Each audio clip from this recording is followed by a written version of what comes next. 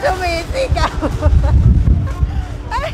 Nandito kami sa Central. Today is Saturday with... Ayan siya guys. Nagpacking ako. Uuwi na tayo.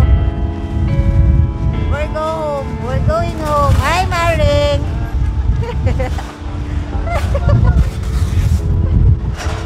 Kulit. Ang lamig-lamig. Today is Saturday. So, stay tuned. So, ito siya guys. Ito yung buhay ng OFW sa Hong Kong. Ayan. So, magpapak na kami. Ayan. Ganito. Ganyan guys, pag mag-for good na. Ayan, marami pang abobot. Ayusin pa namin. So, enjoy watching. Yan siya guys, malapit na matapos. Balot na kami. Malamig eh.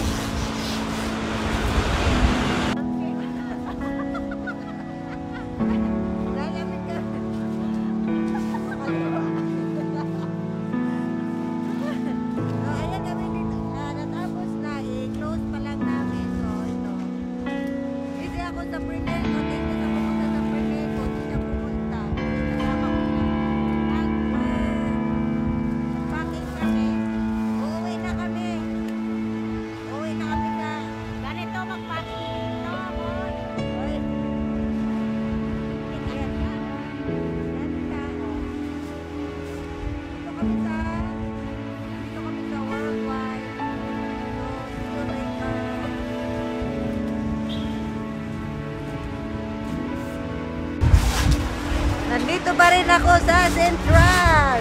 So, ayan pa si Kudapya. Hindi pa namin matapos-tapos. Walang tutulong eh.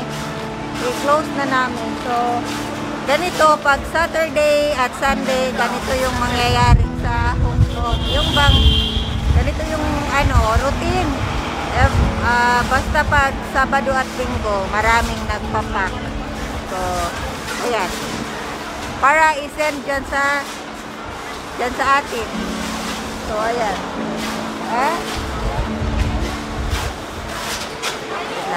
Ibutin ko. Oh, ayun. Sobrang dami. Wala.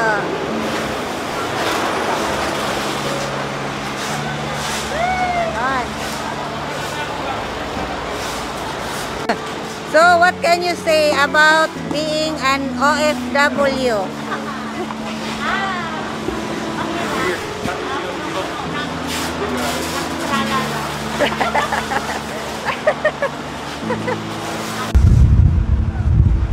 Tapos na rin. So, paupo-upo muna ako. Hinihintay ko lang si Kudapyan Vlog. May nasikaso pa siya. So, ito lang yung buhay ng OFW. Kahit paulit-ulit. Minsan, nag-iimot-imot lang talaga. Pero talaga ang buhay ng OFW. So, hindi lahat ng bagay masarap. Mayroon din hindi masarap. Minsan masarap. Pero, hindi natin na inaasahan minsan na may pagyayari maganda. Ganun talaga ang buhay.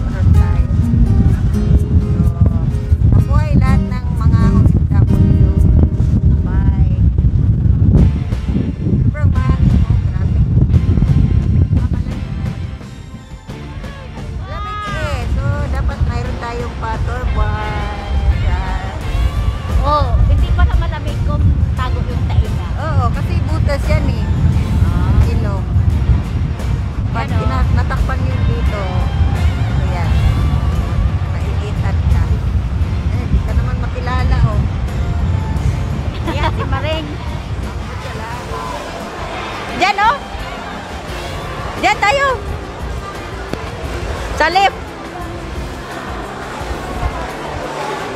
Dito, dito. Dito.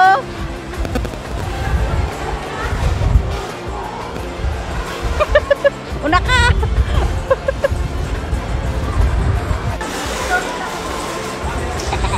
Na. Sa Facebook. Sa Facebook. Yan na. Oh, labas. Diba? Akala nyo model? Akala nyo model? Model. Sandali.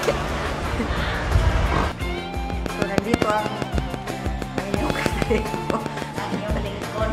Naggoyon. So, ayan pa rin, oh. Goyon ay para kami mag-hold up. Ganito kami pag, ano, lalo na pag... Lalo na pag may ano tayo, may face shield.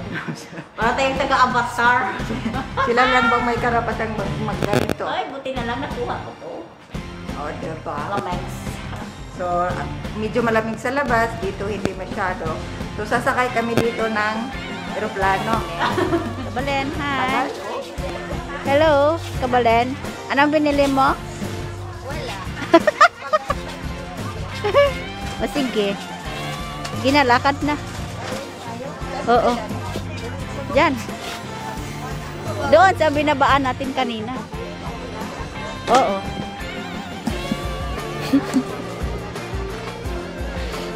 Doon sa door, ate. Oy. Din. Iba.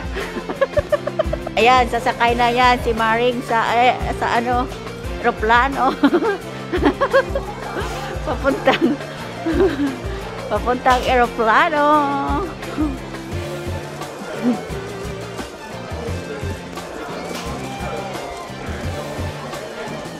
Grabe ang attire.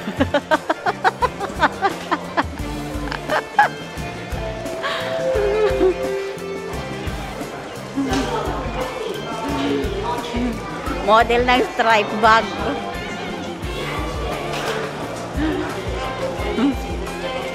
Yan, malapit na, malapit na.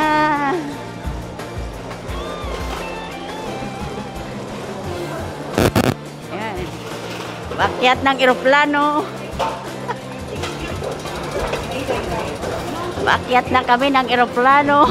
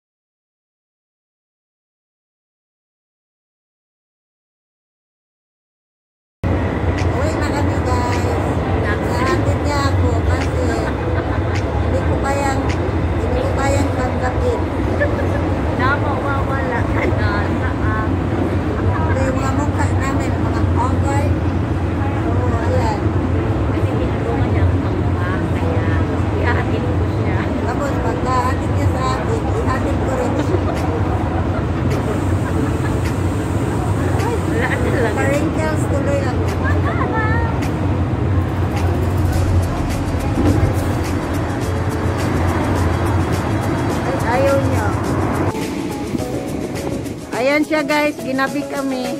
Hinatid niya ako kasi hindi ko kaya yan. Yung mga damit na bigay sa akin, mga pamana sa akin. Diretso!